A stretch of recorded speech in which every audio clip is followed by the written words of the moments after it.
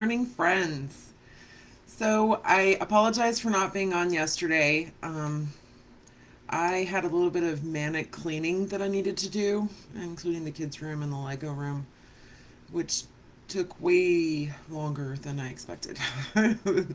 So that's why I wasn't on yesterday. Plus, make these things a little bit more special and space them out a bit. So I asked for your favorite scary stories, and I'm still asking. So, especially like childhood stories, little short ones that you remember from being a kid, urban myths, like whatever you identified with and you really remember.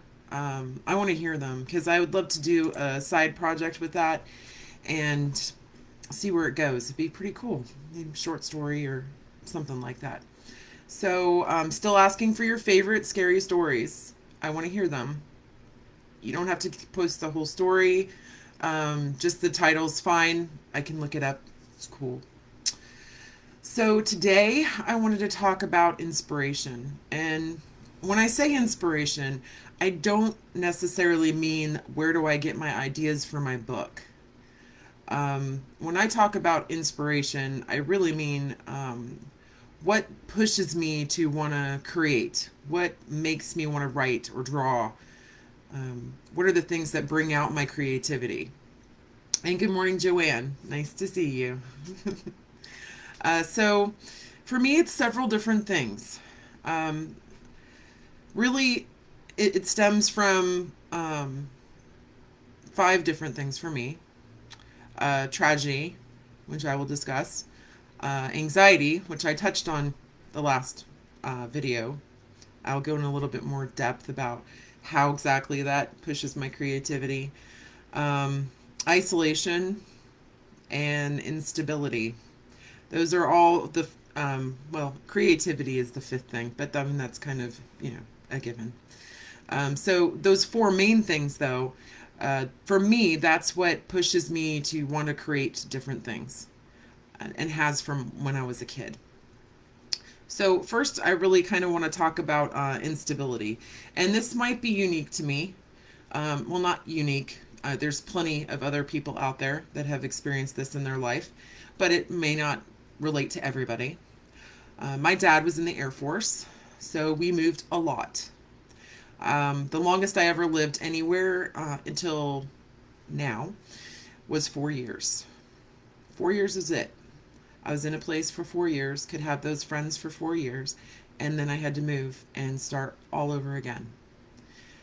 And I know some people are like, oh, poor me, you got to see the world, it's a great thing. Yes, I got to experience a lot of different cultures, and not just in America, but I was born in England. I lived there for 4 years and then moved to California for a year and then back to England for another 4 years, different part. I lived in Germany for 7 months, lived in Hawaii for 3.5 years. So, yes, I've seen a lot, and that's an amazing opportunity that not everybody gets, and I do recognize that. But what most people don't realize is living that way, you don't have a sense of home per se. Like, I spent most of my adult life after my parents, I wasn't living with my parents anymore, and they were doing their own thing. I spent most of my adult life like still moving around trying to find that place that felt like home, a place where I actually fit in and I didn't have to wear masks all the time and be different people to different groups. Is challenging. But one of the things that it did create is this need to have some sort of stability in my life. So I found that stability through artwork and writing, creating my own worlds. And those worlds, I was able to shape them exactly how I wanted. So in a sense, I always fit in when I was drawing or writing because it was just me. The other benefit of moving constantly is that you do kind of have to be a chameleon and adopt different masks and be different people to different groups, like I said. But the positive to that is that it's kind of easy to create these other personalities because you've already done it for most of your life.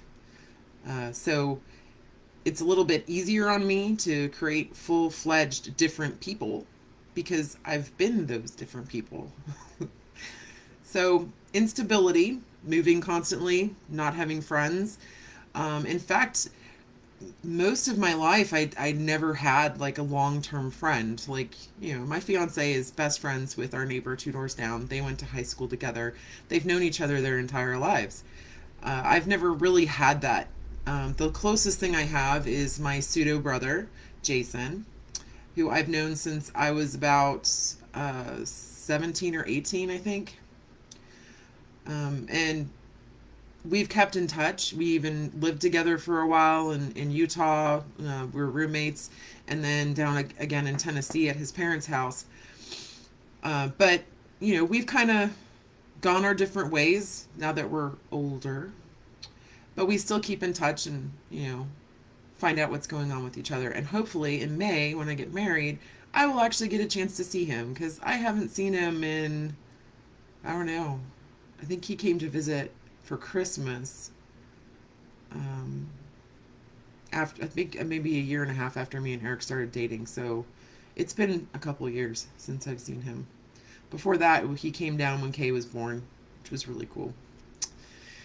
So instability, one of my driving forces. Along with that, kind of comes isolation. So one of the most difficult times in my life was I was homeschooled because it was too difficult when I was in kindergarten and like elementary school to move me from school to school. And I was a bit of a rebel back then. So my mom and my dad homeschooled me. Well, my dad caught me one time in sixth grade getting the answers from the back of the algebra book. Not because I couldn't do algebra. I know, sixth grade algebra, that was pretty cool. I could do it just fine. I just didn't see the point if the answers were right there. So he decided he was going to put me in public school. So I hadn't been in public school since kindergarten, so it was a bit of an adjustment for me. And the kids were less than nice. I, at the time, had a bit of a British accent because we had just moved from England to New York. And my parents were super religious back then, so I wore skirts and dresses all the time. I wasn't allowed to wear anything else. And the kids picked on me mercilessly. I got my butt beat quite regularly. The girls in particular were pretty cruel. They would follow me home from school because I walked, because it was safe to do back then. And they would follow me home and they would throw rocks at the back of my legs the whole way, the entire way home. So I did not have friends in sixth grade. Hi, Josh. Good to see you. That's really cool. Yeah, I am still a rebel. That hasn't changed.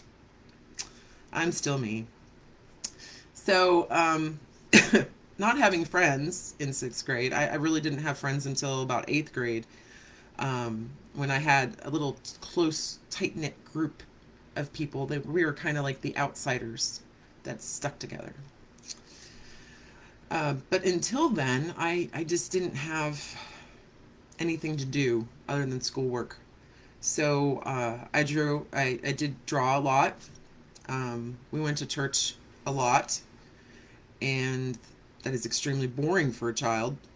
So I would draw on the back of the pamphlets during church service, things like that. So a lot of drawing, a little bit of writing, but mostly just a couple little poems here and there, nothing big. But that isolation did teach me that I have to entertain myself. So I did. I entertained myself. I didn't go out to parties and things like that until eighth grade. I finally went to my first dance. That was pretty exciting. Eighth grade, no one picked on me. Like the bullying and stuff lasted through sixth grade and seventh grade. But in seventh grade, my parents left the church. Differences of opinion, mainly the preacher calling my dad the Antichrist. So there's that. So I got my first pair of jeans and my first t-shirt. I was super proud. On the way to school, to the middle school, we had to cross over this little creek. And it was this very small bridge with no railings on either side. It was a small creek. It wasn't dangerous or anything really. But this one boy who was a particularly harsh and mean bully pushed me in the water. And that was pretty much my breaking point. I clawed my way up that muddy hill, walked right up to him, punched him in the nose, broke his nose. Then I marched all the way to school and went to the counselor's office and told them every single horrible thing that he had done to me since 6th grade. And he was the worst. He was the one that would use like instrument cases as battering rams against my back, and he would throw rocks at my head or try and pull me off my bike while I was driving by. Like, he was particularly harsh.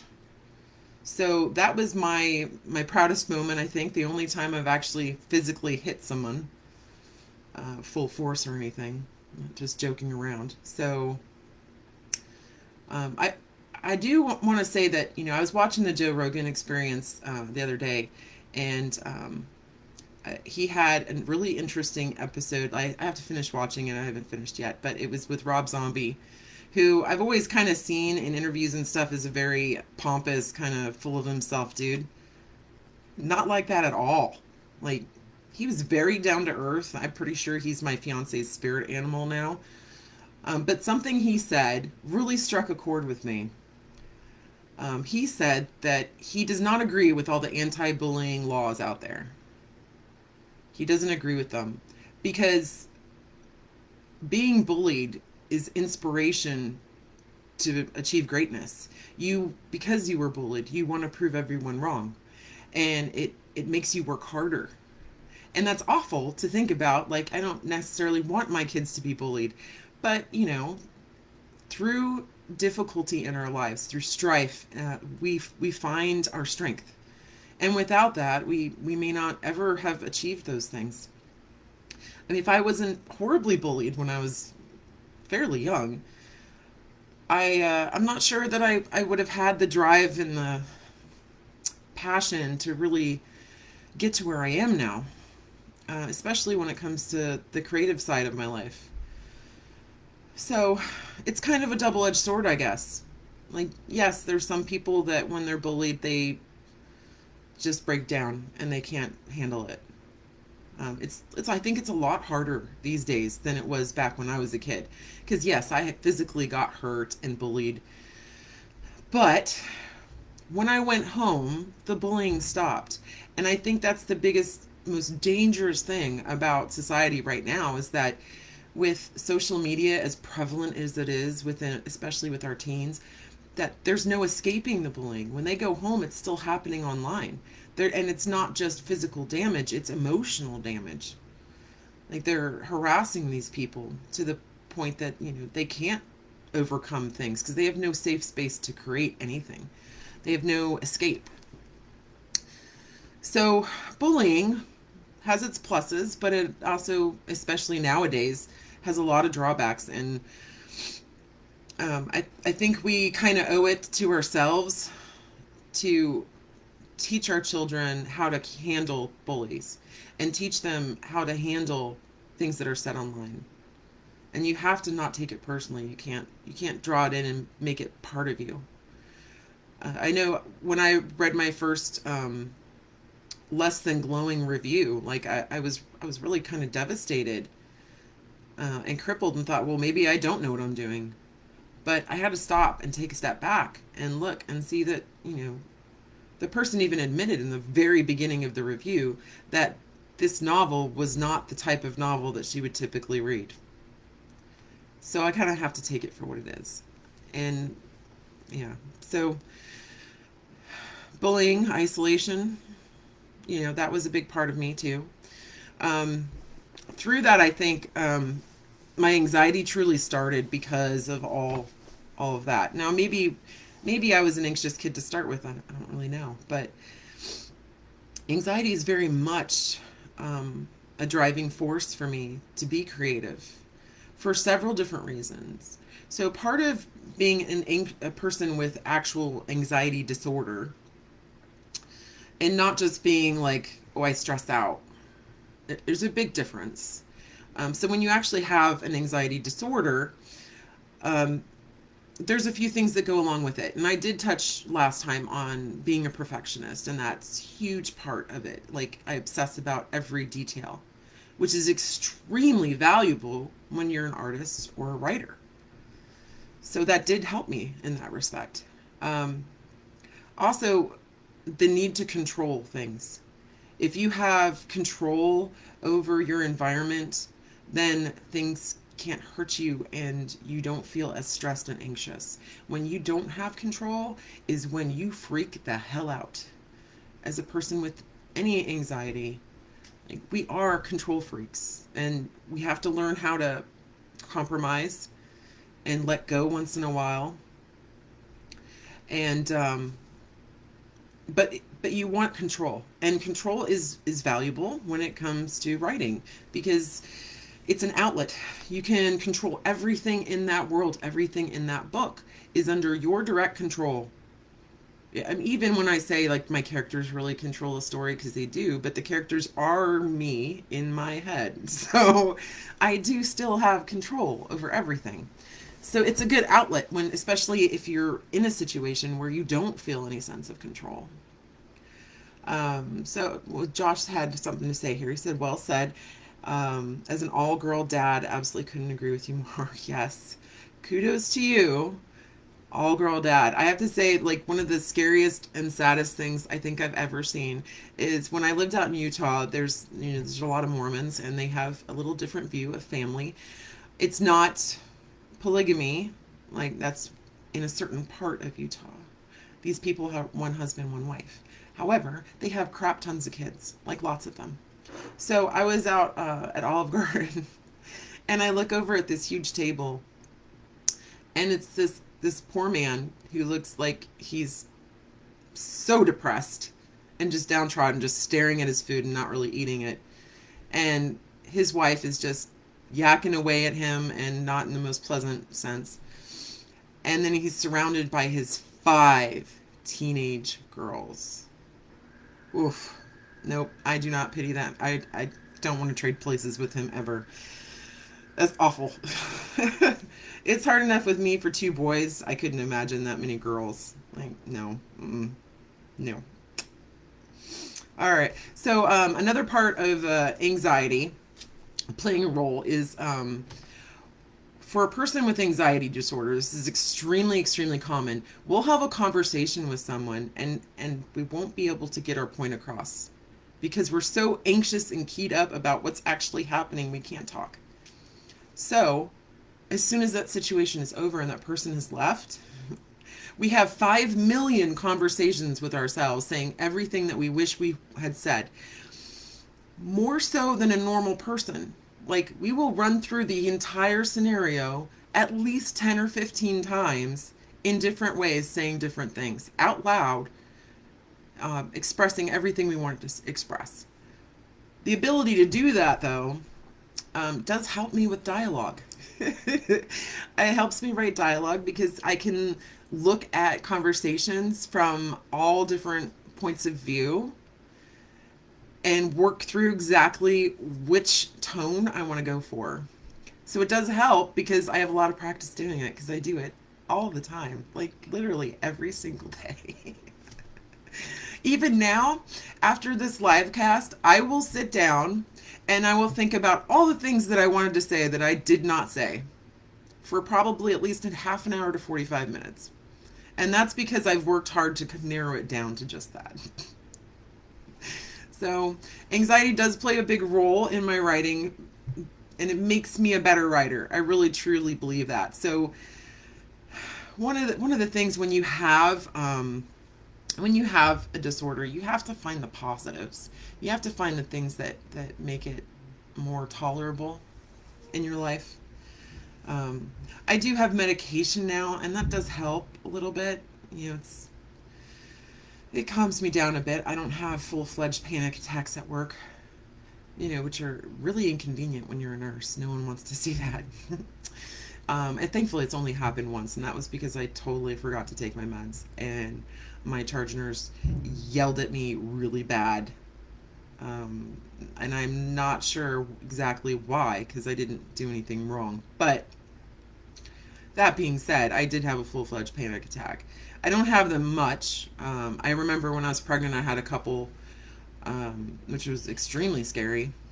Mostly it was at work at Target, and it was always involving my schedule because they always said, "Oh, we'll work with your college schedule," but then they just wouldn't. And when they give me the ultimatum, like you either show up for your shift or you're fired, I have to choose between the job that pays me a little bit of money to survive or college, which will eventually be my career. So it was college. I wound up finding a different job, but the panic attacks are terrifyingly scary. And the funny thing is that most people, when they see someone having a panic attack, they're like, calm down, calm down. That does not help. It doesn't help one bit. What helps is telling them how to breathe, asking them to breathe in through your nose, out through your mouth, in through your nose, out through your mouth. Don't tell us to calm down, please. If we could calm down, we would. The point is that we can't. So, a little tidbit to keep in mind if you're friends or dating or dealing with anybody with anxiety is please don't tell us to calm down. It's not constructive. So the last thing that I wanted to talk about when it comes to inspiration, and I did touch on this before, is tragedy. So I do not have an absolutely tragic life, but I have had some tragic things that happened in my life. Um, I always think of my mom when I need to put things in perspective. My mom went through a hell of a lot. She is a survivor. Um, she was molested by her dad and her uncle from the time she was about 4 or 5, pretty much all the way through her life. And then when she joined the military, she was raped several times. She got married twice, and each time the guy took everything she owned and left her the very next day, like 2 times in a row. And then she met my dad. So all the crap that she's gone through, it puts things in perspective for me. It also sometimes makes me slightly less tolerant of people using their past as an excuse for bad behavior now. Because my mom is an amazingly wonderful person and she's very warm and loving. And if she can be that way after everything she endured, it's hard for me to buy that as an excuse. But it can be good fuel. So I did talk about Brian before on one of my live casts, and he was my very close friend in middle school that committed suicide. Was That was pretty much the breaking point in my creativity. I always kind of doodled and I drew a little bit here and there, but I started drawing a lot more, and I actually started writing, like honestly writing at that point. I wrote little short stories. I remember one I wrote it was about like 3 different witches, and they were different colors, and their names were this color that they wore in Spanish. So it was like azul and verde and rojo. Uh, I don't know why, but that was it, and I'm pretty sure that was influenced by Sleeping Beauty. But it was a cute little short story. That was pretty fun. When I moved to Hawaii, it was very different for me. My parents were extremely confused. When I was in San Antonio, Texas, which is where I went to, I was there for the first 3 years of high school. And I didn't really draw much. I didn't really write much. I mean, I did a little bit here and there. But choir became my main outlet when I got to high school. So in high school, uh, our football team was awful. And this is Texas we're talking about, where football is king of everything. So when your football team sucks bad in Texas, they are the losers of the school. They are the people that get bullied and picked on. Now our choir was nationally ranked. We won multiple competitions and things like that. A lot of us went to state and then on to nationals. So we're extremely successful choir. So oddly enough, the choir was what ruled the school in Texas. And I was part of the choir, which was pretty cool. But I was the quiet, like, little person that was in the background type of, I didn't really stand out. I wasn't in the in crowd. I just wasn't picked on. So what was it, my junior year, towards the end, we had auditions for chamber choir, and chamber choir was our varsity choir.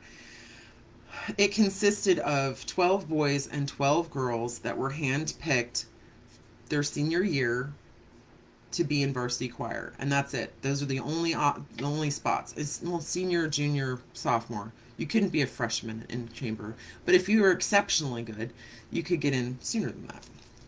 So the end of my junior year, I auditioned for chamber choir, super nervous, and I really wanted it because that was like the inner circle in our school. The coolest of the cool was in chamber choir.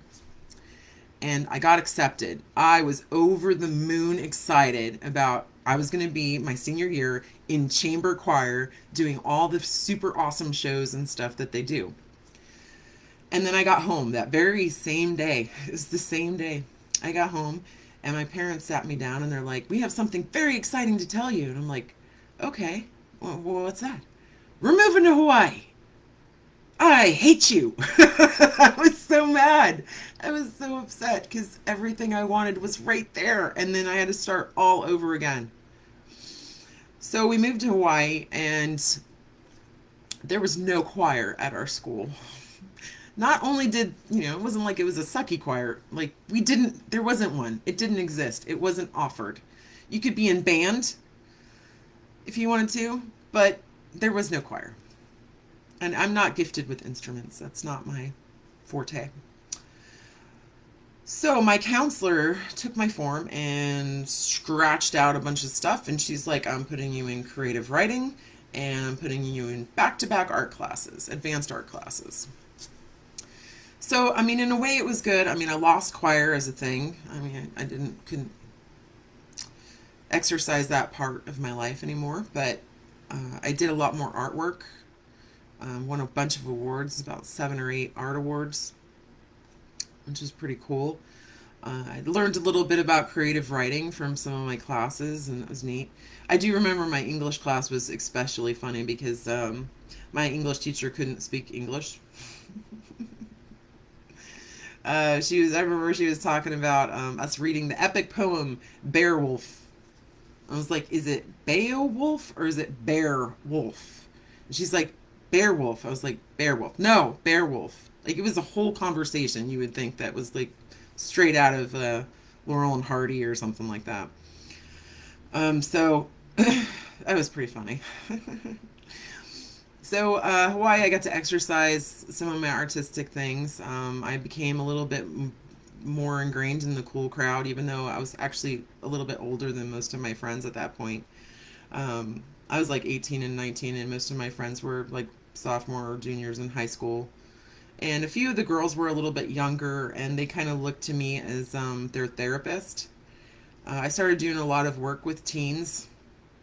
Um, I do remember there was this one girl that I worked with in the teen program through the Air Force Base, and pretty much at the age of 13, she was a full blown alcoholic. Like, she drank every single day before she went to school and everything else. And I worked with her, and we did like meditation techniques and calming techniques, and we talked and discussed about the things going on at home that she didn't like.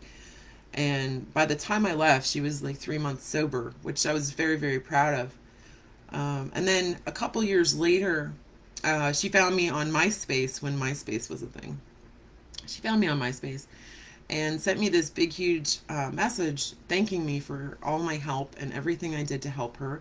How she was, committed to being a sober person and was in college to become a nurse, it was very, it's probably my proudest moment of anything I've ever done in my life, was being able to help someone in that capacity. That was really cool. So, yeah, there's a lot of other things. I mean, tragedy. Moving to Hawaii, was it a tragedy? No, but at the time, as a teenager, it sure as hell felt like one. Starting all over from scratch again. And there were a lot of times, even in big, huge groups of friends in Hawaii, that I felt very isolated and very alone. And I wrote a lot of poetry kind of wrapped around that during that time. And Whenever I had like super strong emotions that I just couldn't hold in anymore, I would write poems about them, and that was my release. A few times I would write, short stories and things like that. But it wasn't until, when was it? I want to say it was in Tennessee. I was in a really bad living situation at the time. Um, I was living with a guy and we were dating, and he we all looked up to you, whether it should or not. Oh, well, thank you. I know that me and Josh are cool friends. We were very cool friends back then. I did pick on him a lot, though. I have to admit, I did pick on him. I still remember the Christmas card. It was the what 5 things do you need to have a satisfying sexual experience this Christmas? And you open it up, it's a picture of a hand. Yeah, we were kids. That's what we do. Actually, no, I pick on my friends now too. Like you can just ask my neighbor Rishel. I pick on him all the time, and he looked at me one day. He's like, do you really not like me?" And I'm like, "Oh, no, no, no. If I'm picking on you, it means I like you. If I'm quiet and I don't say anything to you, that means I don't like you." So yeah, um, yeah. So Tennessee, bad living arrangement. I was dating this guy. Here's a perfect example why this was not a good relationship. Our first Valentine's Day, he got me perfume, got me flowers, took me out to dinner. We went to this cool little cove where they had all these lights set up and stuff. It's very romantic. It's like a great date, right? Then we get back to the apartment, and he decided to play strip poker on his computer on a porn site. That pretty much should have been a sign that I need to get the hell out of there. But it took me a little bit longer for all that crap to sink in. So I was in a really bad place. And there was other things that happened there, that dark things that honestly, if it wasn't for a couple of friends, I might not even be here today. I'm not really sure I want to discuss those publicly yet, so I'll hold on to those for a little bit. But let's just say it was very, very dark time for me, and I had no escapes. Like I could draw, and I did a little bit. That's actually when I started my black and white monster series, with Frankenstein being the first one. It's also when I got into makeup special effects, which is my love and my passion. And if I could do it for a living, I totally would. But it's extremely competitive and extremely expensive to get into. So I just dabble on Halloween, and it's fun. But I needed more of an escape than that, and I needed a world that I could control, because I couldn't control anything in my world at that point. I had nowhere to go. I was stuck there in this awful, awful situation. So that is when I wrote the first edition of Blood Lily. I started writing it mostly at work, so that he wouldn't really know what I was doing, because I didn't really want him involved in it. I, I wanted something away from him. So that was the point. So I would write on receipt paper and stuff like that, but I would take notebook paper, and it's all handwritten, and it's 434 pages. And one of these days, I'm going to flip through it and see if I can pull any old inspiration out of that thing. It's very, very, very different than the Blood Lily that's published now. She didn't even have the same job. She just happened to be good at guessing clues. But like I said before, it was based a lot on White Wolf, on a game that I had played, and I toyed with the idea of writing the book a lot of times over the years, even during that time when I was in Alabama, which is when the role playing game happened. It was also a very bad situation that I was in. Did not have very good taste in men for a very long time in my life. Um, that was my when I was engaged, and I was 20, 21, and he was taking all my money for the girl on the side for 3 months. So that was fun. But a lot of these dark moments in my life that I just felt a complete lack of control of the things around me.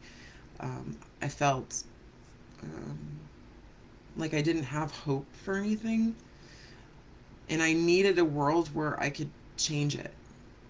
I needed a world where I could make things go the way I wanted them to go. And yes, my book is very dark, so you would think that, why would you want to write about that if you're wanting to make your own world? I'm like, yeah, but I want my people to be real. I want people to feel what they feel. I want to take all that hurt and darkness and pain that I have from my experiences and pour them into another character that can actually change things. And she does. I mean, Lilith lives, Chance lives. So, that's a positive, right? So there's a lot of different sources for inspiration. As for like the type of writing that I do, it's why vampires. I like to reinvent things. I like to find different angles on things that are very, very pervasive through our culture. And vampires, it seems silly, but vampires it's a big part of our culture. There's so many movies and TV shows and books littering the shelves about vampires.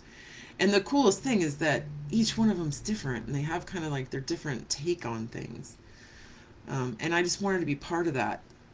Uh, and I continue to do that with my other books, like taking mainstream genres and reinventing them. And a lot of the time I take like really old myths or traditions and stuff and kind of pull that into the modern perceptions that we have.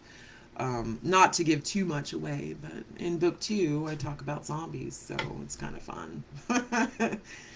um, I know right now it's kind of saturated with the zombies, but there's been some really good work done in that genre. 28 Days Later and 28 Weeks Later, that's probably some of my favorite stuff. It's really good stuff, especially Weeks Later, because the emotional trauma that they inflict on you with the whole family being torn apart thing is really well done. Some of the music, too, is excellent in that movie. I actually have a few of the tracks like downloaded on my iPod. Really good stuff. So that's kind of my sources of inspiration. Um, a little bit revealing. Tell you a little bit about why I write. Nowadays, why do I write now? It's my quiet time. I don't get much of that as a mom with 2 boys, a 6-year-old and an 8-year-old, and almost 2-year-old puppy who's a chocolate lab pit bull boxer mix. He's crazy, but very, very sweet and adorable. Reading something Joanne wrote here. My earliest scary would have to be the original Dark Shadows, which I did fall in love with and put me on the road to horror. Ooh, Dark Shadows. Well, I'll have to look into that. That sounds pretty cool. I think I've seen a little bit of with the Johnny Depp remake. I wasn't a huge fan of that, but I heard the original series was actually really good. So I'll have to check that out sometime. I know when I was younger, is Adam's Family and the Munsters. I loved them. They're very cool, and I loved watching the old classic monster movies, which is why I started that series. They're white charcoal on black mat board, and it's different classic monster villains. Eventually, if I ever have time, because I have so many damn hobbies, I do want to keep going with that series and do some of the more modern classic movie monsters, like maybe Jason and Freddy Krueger and stuff. That'd be kind of cool.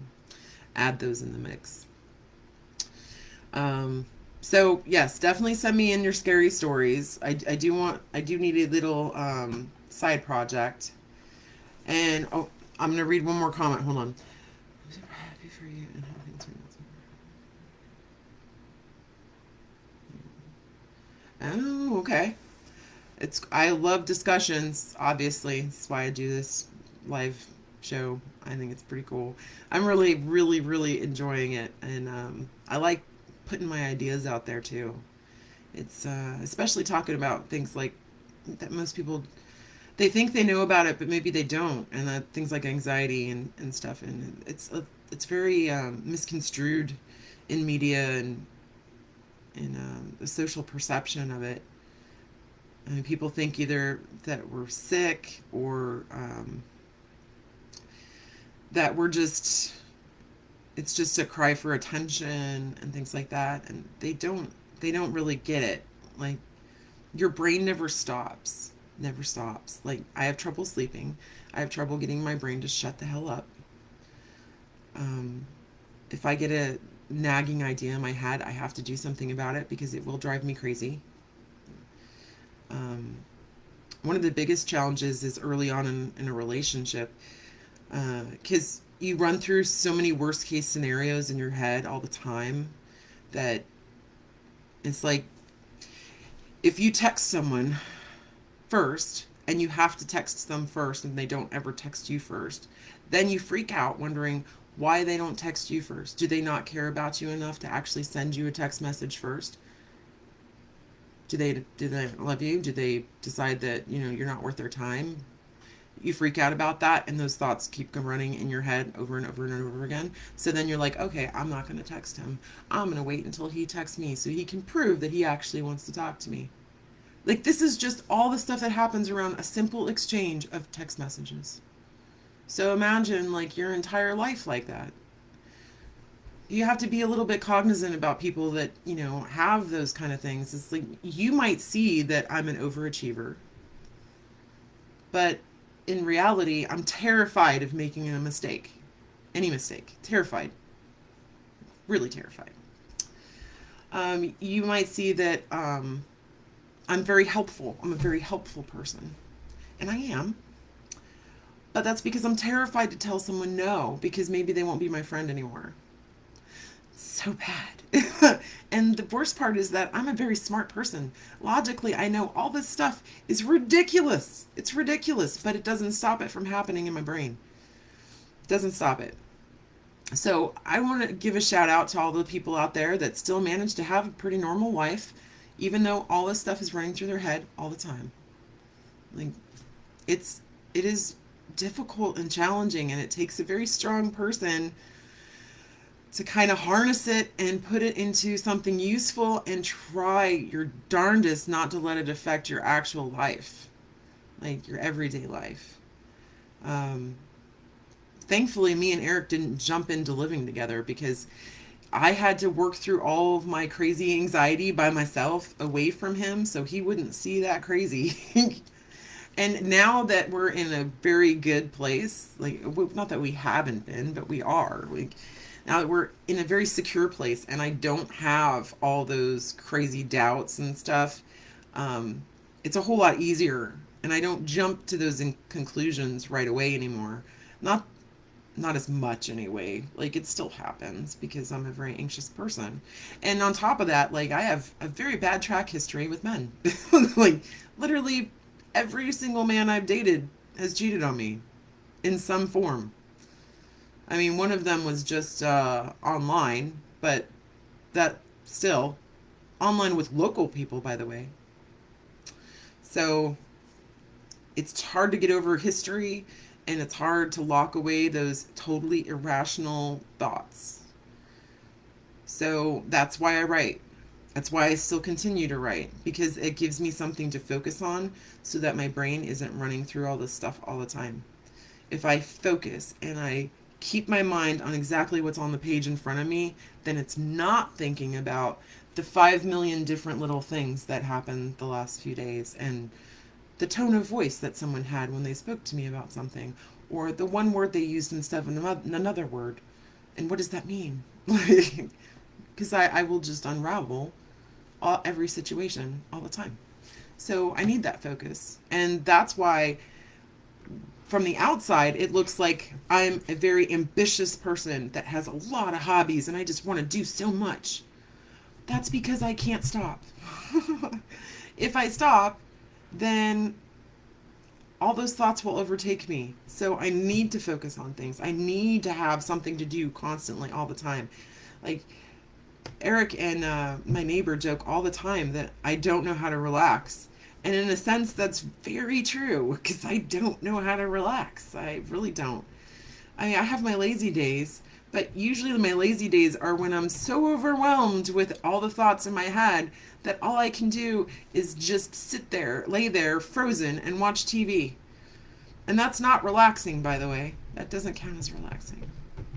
So there are a few moments when I do get to, and like when we take the kayaks out, it's amazing and awesome, and it's so quiet, and it kind of puts my brain to sleep, makes things very peaceful. I've always been that way around water. I love water. It's very cool. So enough rambling from me today. I'm going to wrap things up. But I still definitely want to know about your scary stories, especially if you have any like small little tidbit stories from like when you were a kid, or little urban myths or something that I can play around with. It'd be cool. In the meantime, I am working hard. I'm getting close to wrapping up chapter 16. I will be working on the hard edits on chapter 17 shortly, so I'm making progress. I just have to force myself to move a little faster and not rewrite the entire page, but it's very difficult not to. Like I'm trying to rearrange sentences and stuff to be grammatically correct, but at the same time I'm kind of fine-tuning the tone because I've noticed in a few places it's like people they let go of their anger too quickly, or they forgive them too quickly, or they jump right into something else, and I'm like, whoa, whoa, whoa, whoa, whoa, back up. We have to like let this run its course. So subtle changes, but some changes. But I'll tell you, like the pages still look like this. Like there it is. Yeah, the pages still look like that. Pretty much every single page. Like I'm not even joking. Yep, every page. So it's a lot of work. A lot to get done. All right, friends. So you guys enjoy the rest of your day. I will probably see you next week. I work the weekend. Yay! Halloween is my favorite holiday, and I have to work Saturday and Sunday. But Saturday for work, because we have to wear a mask, so literally you can only see like this part of my face. I'm gonna do Harlequin. So I have some spray and hair stuff. I got pink and blue. And I'm gonna do my cool eye makeup. It'll be fun. Grew up hearing about the New Jersey Devil. Oh, I don't know about that one. I'll have to look that up. That sounds pretty interesting. Could work with that. So you guys enjoy the Halloween weekend. I'm very excited to see some costumes. Please post pictures on my page. It'll be very cool. Hope you guys enjoyed my pictures from last weekend. I got a lot of flack for my costume, by the way. Not the fact that I was a beat up Eagles fan, but I got a lot about how realistic the beat up makeup looked. I actually had to post a picture the next day to prove that it was just makeup. It is just makeup. I was not hurt. It's all makeup. But I'm gifted. I'm good. I'm sorry. But yeah, a few of Eric's friends actually thought he beat me up for a second until they actually read the post. So enjoy your weekend. Happy Halloween. I hope you guys have fun. Hopefully you guys are still trick-or-treating in your area. I think they're still doing it here. Fingers crossed for the kiddos. And I will see you guys next week. Like I said, I work the weekend and then I'm off Monday, Tuesday, Wednesday. So I'm thinking probably Monday I will do another live stream. Uncertain on Wednesday. Tuesday I'm going to take a day off. But Wednesday's a little challenging because I have to do it before 1 when River gets home. Because 2 boys, it's impossible to do. So we'll see what happens. But definitely Monday, I'll see you guys around 1 o'clock. I had to do a little bit early today because my fiance is expecting some packages, and so I'm just hanging out the house right now. And then this afternoon I have to go run my errands. So Florida is not trick-or-treating. That's so sad. I know some places are doing the trunk or treat thing. I get that it's COVID and you don't want, things passing hands and stuff, but it just seems so sad for the kids not to have anything to do on Halloween. Um, I know tonight's going to be a big night for us because The Mandalorian Season 2 launches tonight, and I'm super excited. So it's going to be a great evening before I have to go endure work for 2 days straight. So you guys enjoy. Happy Halloween. Have a great time. I will see you guys on Monday. In the meantime, send me your scary stories. I will look them up. I'll look into them. Josh, definitely get with me. You're more than welcome to pick my brain. And I will see you guys Monday. Okay? Have a good one.